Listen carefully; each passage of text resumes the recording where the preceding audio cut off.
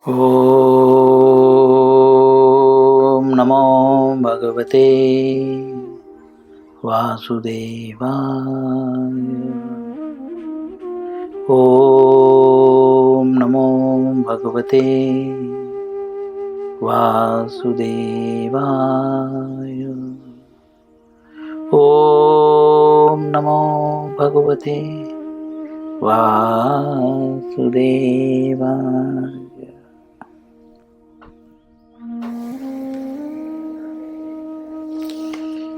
श्री कृष्ण लीलामृत पुरुषोत्तम भगवान पुस्तक का नाम है। अध्याय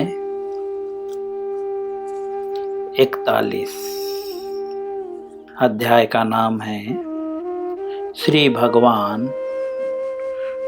भगवान श्री कृष्ण का मथुरा में प्रवेश।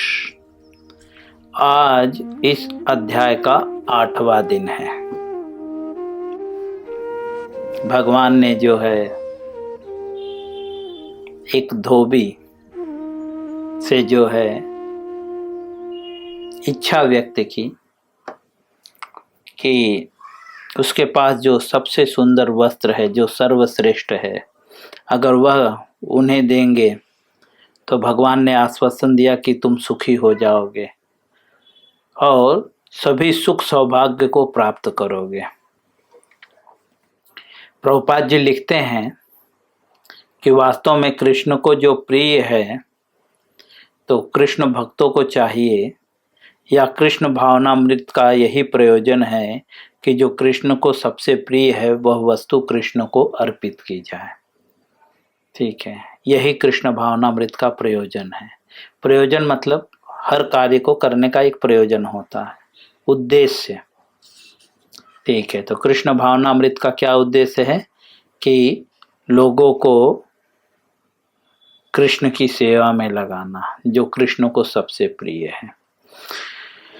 जैसा कि हमने जाना है, कृष्ण को भक्त बहुत प्रिय है, भक्ति बहुत प्रिय है। जो भक्ति करता है वह भक्त होता है और कृष्ण को भक्त बहुत प्रिय है।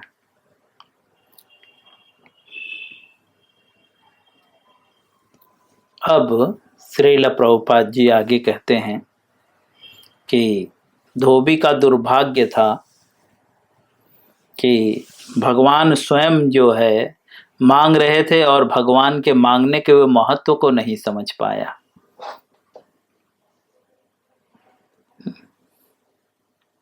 ये किस कारण से, भगवान के महत्व को क्यों नहीं समझ पाया, या भगवान के मांगने के महत्व को क्यों नहीं समझ पाया? तो प्रभुपाद जी लिखते हैं कुसंगति के प्रभाव के कारण। कुसंगति का यही प्रभाव होता है। कुसंगति मतलब बेकार लोगों की संगति। बेकार कौन है? जिनका जीवन शास्त्रों के अकॉर्डिंग नहीं है।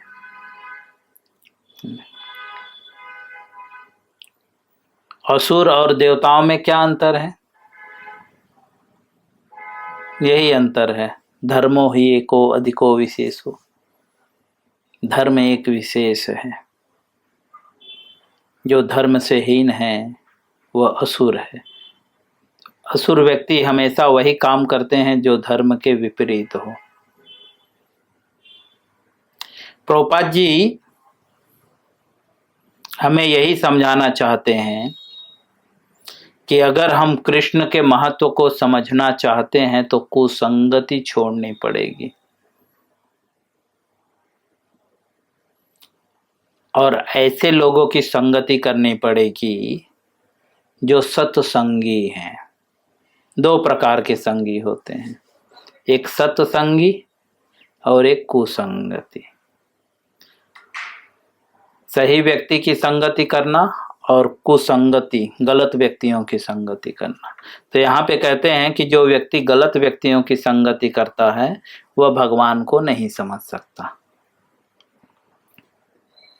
श्रील प्रभुपाद जी आगे लिखते हैं, समस्त सौभाग्यों के दान का वचन देने वाले श्री भगवान को वह तत्काल वस्त्र दे सकता था।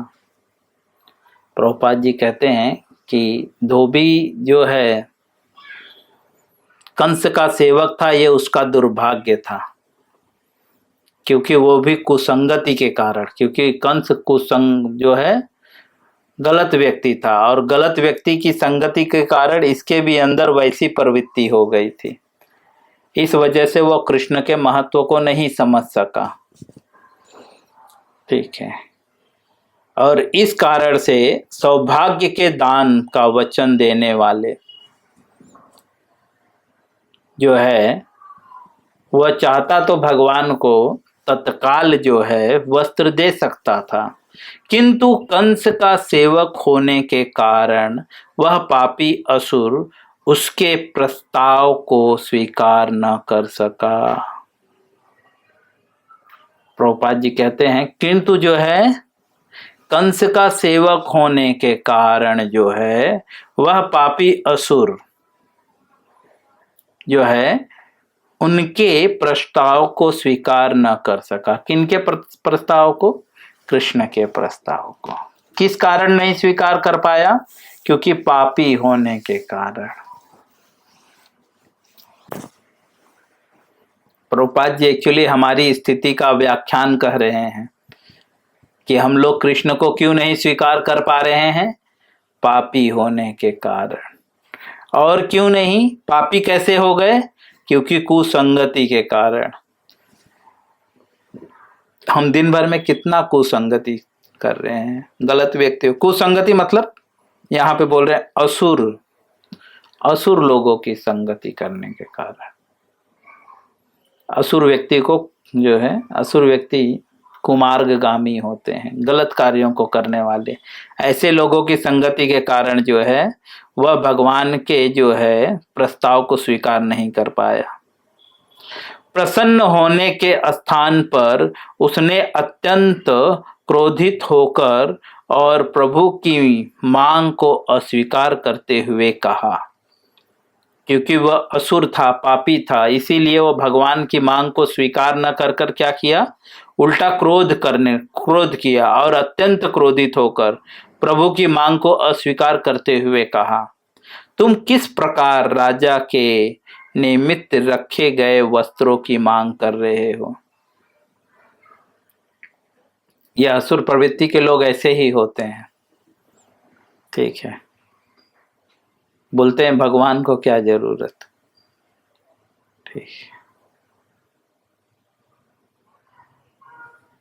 ऐसे ही ये भी आप बोल रहा है कि आप कैसे मांग सकते हैं? आप तो बोल ही नहीं रहा है, तुम बोल रहा है। तुम किस प्रकार से जो है राजा के निमित्त, अर्थात कंस राजा था ना, और कंस भी असुर ही था। ठीक है,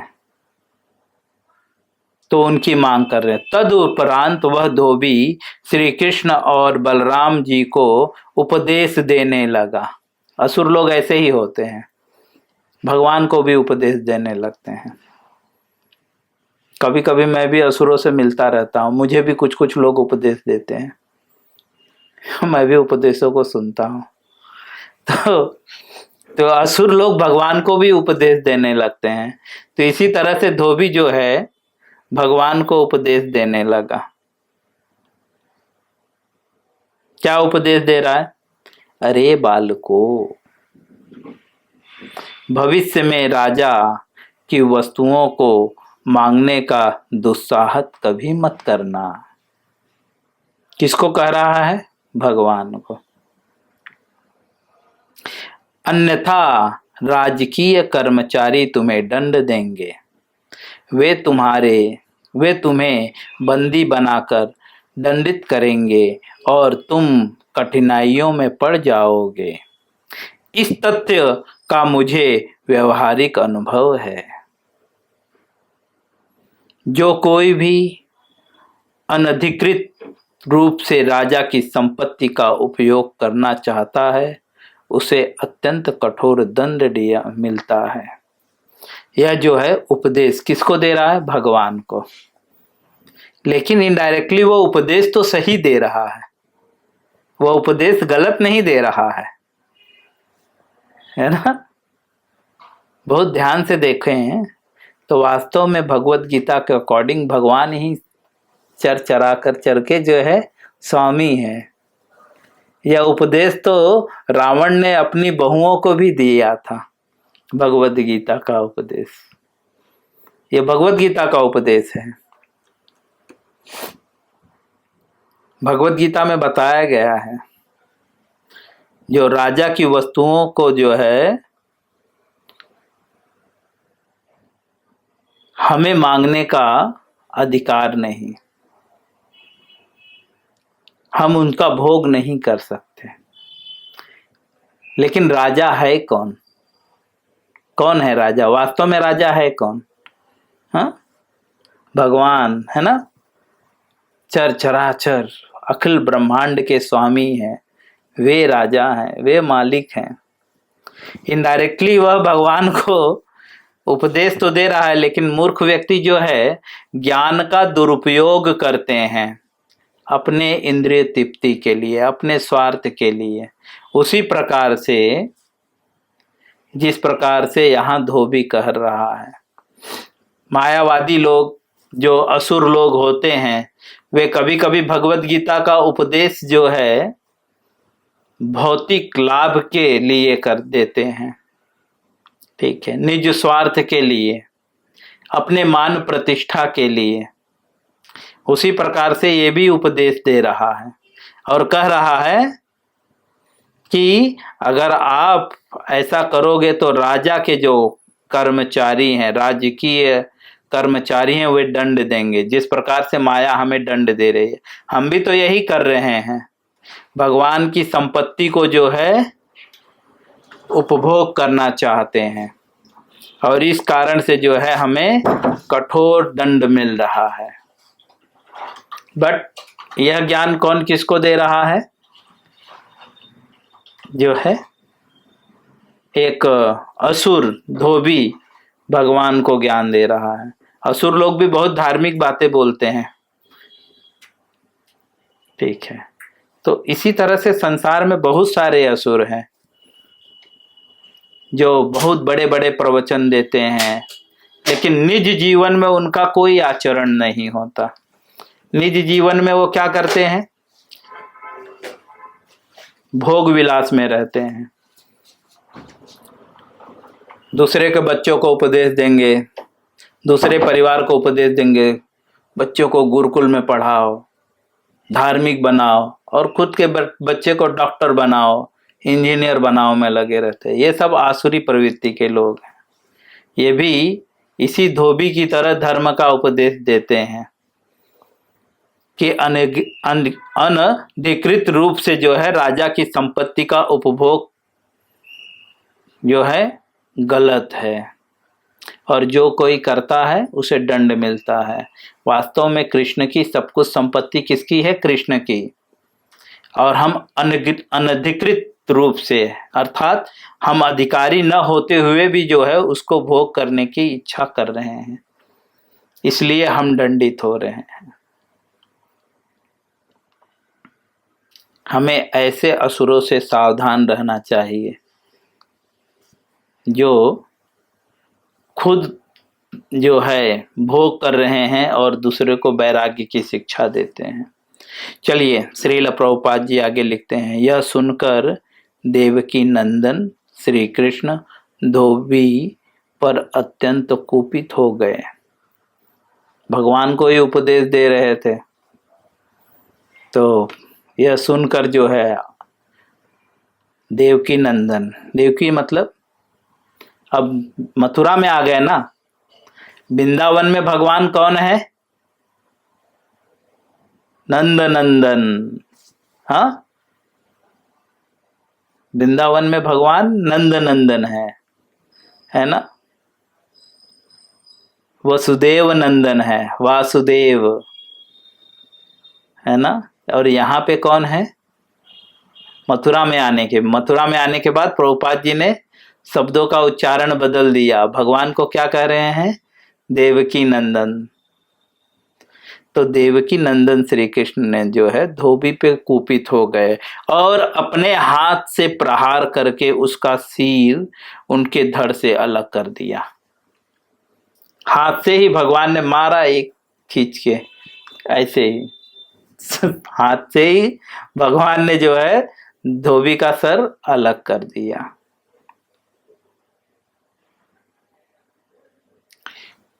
प्रभुपाद जी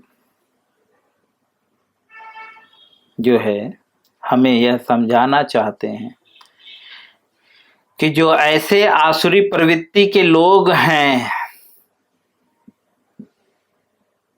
अगर सक्षम रहें तो ऐसे व्यक्तियों का सर धड़ से अलग कर देना चाहिए। लेकिन वह अधिकार भगवान को है, हर किसी को नहीं है। भगवान ने नियम बनाया है, चतुर्वर्णम मया सृष्टम गुण कर्म विभाग सह। यह ब्राह्मण का कर्तव्य नहीं है, यह वैश्य का कर्तव्य नहीं है, यह जो है प्रशासन ना अधिकारी जो है राजकीय लोगों का कर्तव्य है। ठीक है, कि ऐसे जो है अनधिकृत लोगों को दंड दें। तो भगवान को उपदेश देने पर भगवान की ही संपत्ति का वह कह तो ठीक रहा है कि राजा की संपत्ति का भोग नहीं करना चाहिए, लेकिन वह मूर्ख यह नहीं जानता कि भगवान ही जो है समस्त चर और चराचर के राजा हैं। लेकिन भगवान इससे कुपित हुए और तुरंत जो है उन्होंने एक प्रहार से जो है धोबी का सर धड़ से अलग कर दिया। वह धोबी प्राणहीन होकर भूमि पर गिर पड़ा। इस प्रकार श्री कृष्ण ने ब्रह्म संहिता के इस कथन की पुष्टि कर दी कि उनके शरीर का प्रत्येक अवयव उनकी रुचि के अनुसार प्रत्येक कार्य करने में समर्थ है। प्रभुपाद जी यहाँ पे इमीडिएटली कहते हैं कि भगवान ने हाथ से ही उसका धड़ अलग कर दिया, सर जो है धड़ से अलग कर दिया। तो प्रभुपाद जी कहते हैं इस प्रकार से जो है ब्रह्म संहिता में जैसा कि भगवान को बताया गया है कि भगवान का प्रत्येक अंग प्रत्येक कार्य कर सकता है, तो इनडायरेक्टली भगवान का हाथ तलवार का काम किया।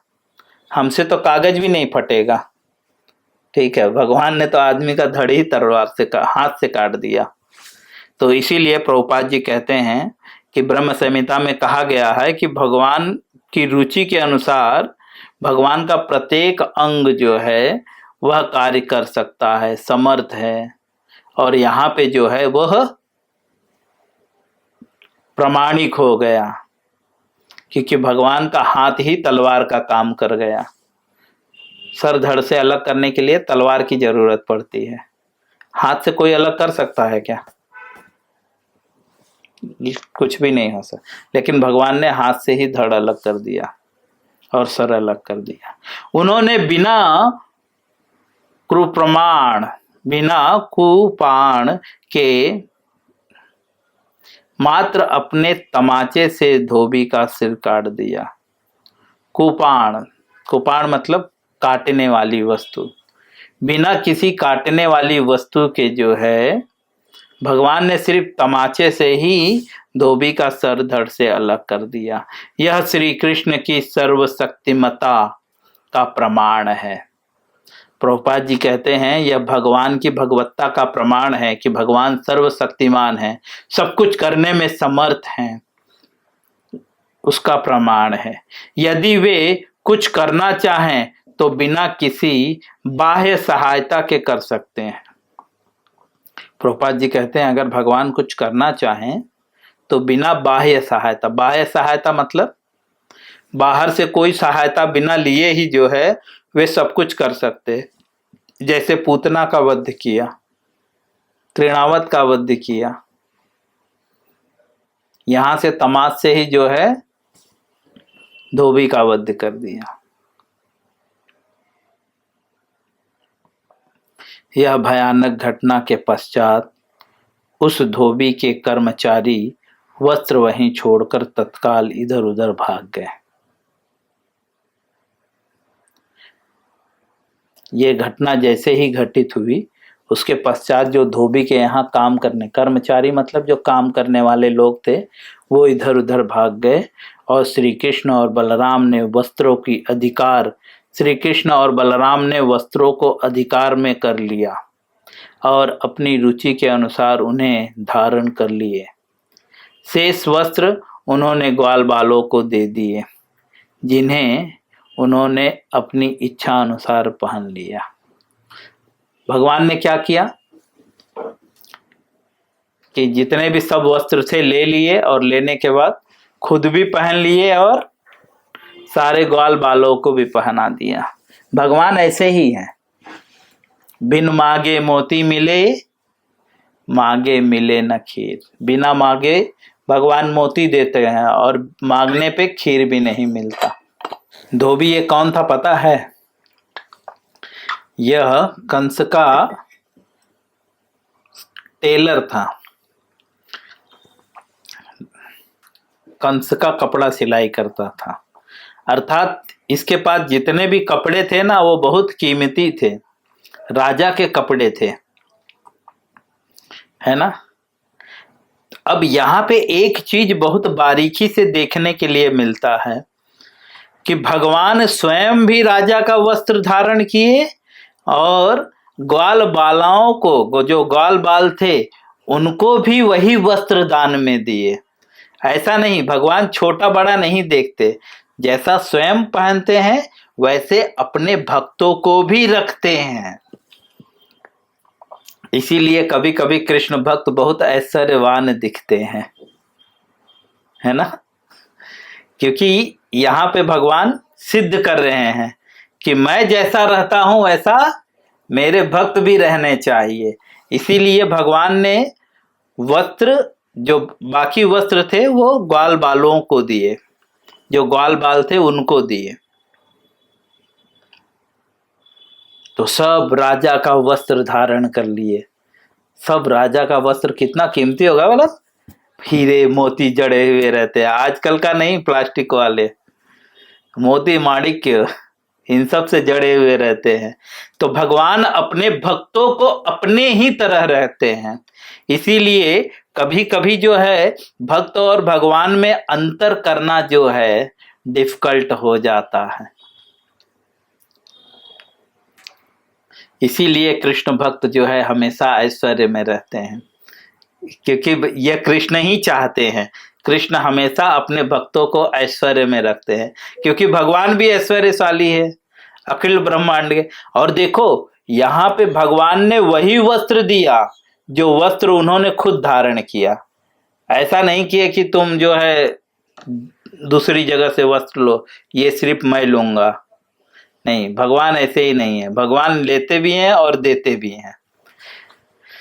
इसीलिए कृष्ण भक्ति जो है ये बहुत बड़ा फायदा है।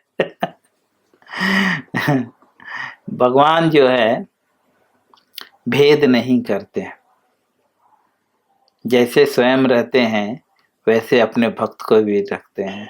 भगवान स्वयं भी 56 भोग खाते हैं और भक्तों को भी 56 भोग खिलाते हैं, ठीक है। इसीलिए जो है हमें भगवान की भक्ति करनी चाहिए। मैं यहीं पे विराम दूंगा, इसके आगे हम कल पढ़ेंगे। हरे कृष्णा।